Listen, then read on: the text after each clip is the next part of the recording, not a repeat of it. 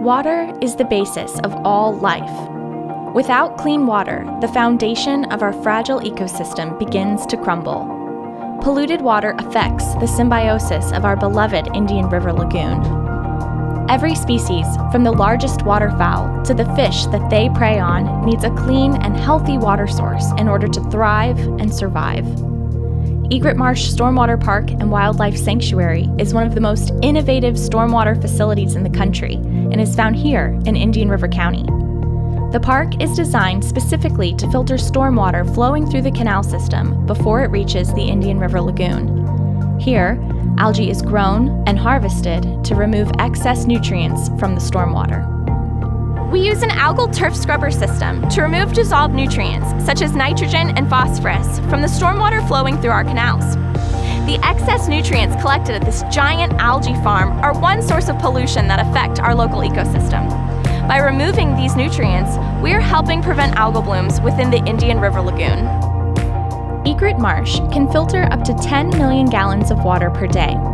This water comes from the lateral D Canal, which has one of the largest drainage basins of around 9,000 acres. The first step in this filtration process is to pump the water onto a 5-acre concrete flowway. As the algae grows, it absorbs and removes nutrients such as nitrogen and phosphorus that in excess are harmful to aquatic ecosystems. As you can see, the algae is growing thick like a carpet. Once enough algae has grown on the flowway, we use tractors with customized rubber-edged snowplows to scrape the nutrient-loaded algae off the mat and into the effluent structure. A mechanical screen scoops the algae from the filtered water at the effluent structure.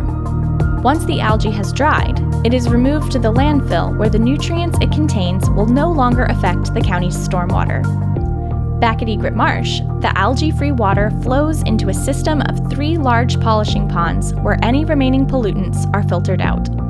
The clean water then flows into a shallow marsh created specifically to provide a habitat for the threatened wood stork.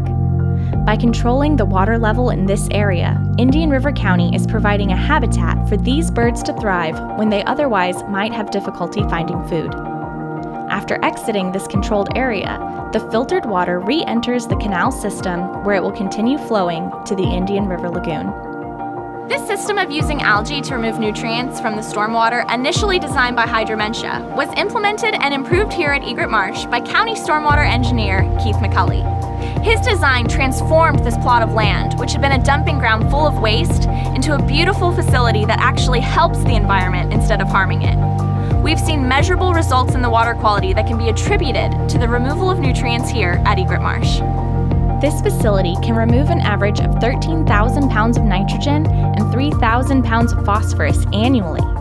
By removing these nutrients, we are helping prevent algal blooms, which are harmful to the fragile ecosystem of the Indian River Lagoon.